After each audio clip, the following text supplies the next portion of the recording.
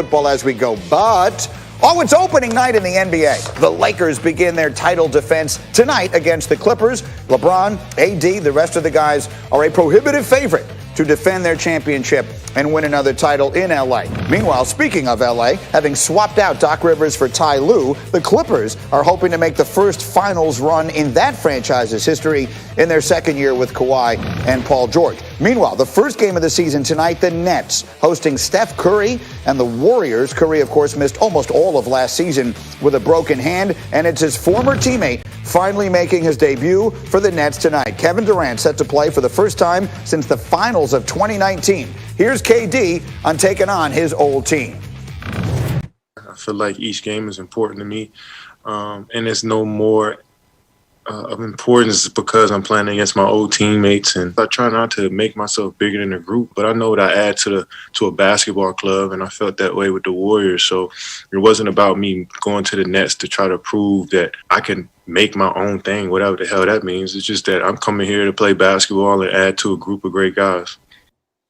All right, and it's basketball season, and that means this man is with us. Jalen Rose is here. Rose Stradamus, as we always say. And Jalen, how long ago does June 10th, 2019 feel like, right? We haven't seen Kevin Durant play in what feels like decades. So what are we expecting? What do you expect him and the Nets to be in this first year that they've all come together?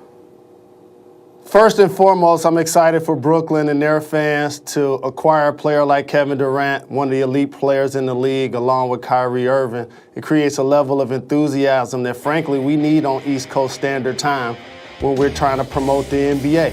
What I expect from KD is for him to reestablish that he is one of the best players in the game, along with LeBron James, Kawhi Leonard. He wants to be in that conversation. And if he could get through the league healthy, that's the key, Greeny. It's not championship or bust for the Nets. The only team in the NBA that is championship or bust for is the Los Angeles Lakers. If the Clippers make the finals, if the Nets make the finals, if the Bucks make the finals, they'll celebrate the season. And that goes for the Nets as well. I'm excited to see KD back. He's going to do work this season. I'm with that, because the Lakers are such a prohibitive favorite. But is it finals or bust? You don't go out and sign Kevin Durant and Kyrie and all of that in order to, to make it to the second round. Is it finals or bust for the Brooklyn Nets? It's not finals or bust, Greeny. And I know so many days it's going to be an emotional joyride with the media and the fans when we are trying to cover KD and Kyrie. We're going to see him burning sage before the games, and all of that side shows are going to happen. But ultimately, for the Nets, and I'm going to say this about the Tampa Bay Buccaneers in the NFL, the same went for the Clippers last year. So many times we put these teams together in the first year and think because they have a couple of great players that they're actually going to win it all. And the Nets have amazing talent. You have Karis LeVert, who averaged 25 points in the bubble. You have Spencer Dinwiddie, who averaged 20 points last year. You have a young player in Allen. You have a Harris that's a shooter. But however, the team to beat, in my opinion, has to be this year for the Eastern Conference, the Milwaukee Bucks. When you get Giannis to re-sign for a 5-year deal and you bring back the level of cohesion that they're bringing back, of course Miami won the East. We know the Boston Celtics are going to be in the conversation with Tatum and Brown. But to me, for the Nets, having KD and Kyrie finish the season healthy and see what's going to happen with their roster. Are they going to look to try to acquire James Harden? Is he going to end up in Philly? Is that going to hover over the team the entire season? So I don't believe it's finals or bust for the Nets. I think if they make it to the second round, they make it to the conference finals and lose in a 6 or 7 game series, the narrative will be, because I anticipate KD and Kyrie will still play well, will be that the Nets now need to get them more help. I don't buy it. Nope, I'm pushing back on that completely. And I will tell you why. because in this day and age, this isn't the NBA you played in or that I grew up watching.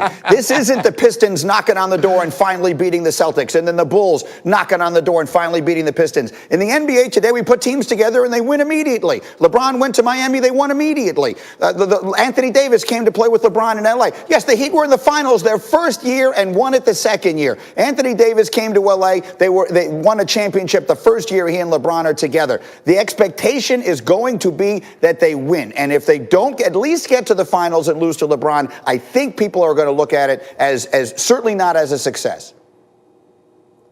People are going to be so happy to see quality basketball on the East Coast, Greeny. It's like we're going to watch the first 46 minutes, get the oohs and ahs, and then we're going to look up at the score and see who wins.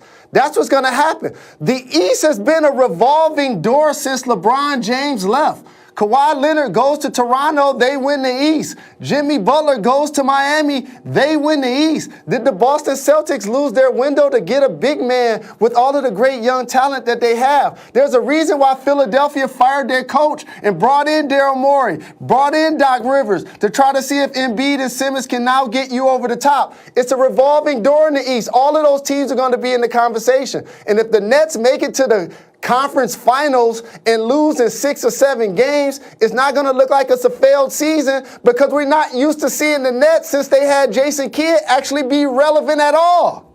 This is not a fair fight. You're bigger than me. Let me bring in someone who's bigger than both of us. That's Marcus Spears. Go ahead, Swagoo. Oh, no! Tell Jalen tell everyone. Swagoo, you tell everyone no one loves the hoops more than Swagoo does. You tell everyone how excited the fans in Brooklyn are going to be to see that team get to the second round and lose a hard-fought 7-game series against the Celtics.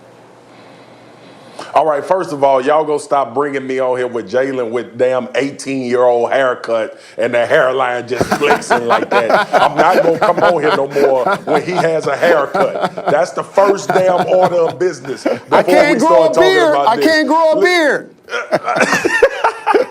Listen, I'm with Jalen. I'm with Jalen, and you got mad at me this morning. We can bring everybody in. I said, no, it's not championship or finals or bust for the Nets, man. We looking at a team, like, listen, let's go back as recent as last year. What was the expectation? Everybody thought the Clippers was going to win the championship. And we saw all of the things transpire. We heard chemistry on the team when it all fell apart. We talked about Paul George and his playoff problems. We talked about Kawhi Leonard and his leadership as far as having that team galvanized and being able to get to the Western Conference Finals against LeBron and them. And don't think for a second I'm going to let you or Jalen gloss over the fact that the common denominator between all of those finals of teams hooking up right away was LeBron James. So, yeah, I love the fact that Kyrie and KD are together in Brooklyn. I like Jared Allen. I like DeAndre being there. Like, they have things that they can build on and have success with. But them getting to the finals, if they don't, won't be a disappointment. I think you just want to see good basketball, like Jalen Rose said, because he is the aficionado. With all due respect, you're out of your mind. Jalen, last year when the Clippers get knocked out, they fired their coach, and Paul George's name was trending every single game they were playing #1 because the world expects all these things. They don't get the benefit of low expectation. They've got Kevin Durant and Kyrie Irving. People are going to expect them to win huge immediately. Jalen, final word. The Clippers fired their coach because they didn't meet expectations by losing to the Nuggets. If they would have lost to the Lakers, it would have looked a lot different. And let me show you who in the East actually has finals or bust expectations. You ready for this? Yes. The Philadelphia 76ers. Let them not make it to the finals. Then we're not going to bring back Ben Simmons and Joel Embiid. That's a team that has finals or bust expectations. The Miami Heat, who just made the finals and added Avery Bradley and hope to get another year of better Tyler Hero along with Jimmy Butler and Bam, they have finals or bust expectations. The Boston Celtics, with Tatum and Brown and Smart, they've been to the conference finals, 3 or 4 times in the last few years. They have finals expectations. I'm sorry, Greeny, the Nets have not risen to that level yet, even though they've added Kevin Durant and he'll be playing with Kyrie Irving. We will see. For the record, I think the hair is spectacular. And I will see you on Friday when you will be wearing the suit I had to buy you after the wager last year. Oh, the NBA season starts tonight. 2 games. They're on TNT tonight. And then there were 13 games on the docket for tomorrow. And we get the best and the last one of the night. Luka and the Mavs in Phoenix to take on Chris Paul, Devin Booker, and the Suns. 10:30 Eastern on ESPN, ESPN Deportes, and the ESPN app. Coming up, is it really all over for Carson and Philly? And if so, what happens to the $100 million? Those are the questions. We've got the answers. They're next on ESPN.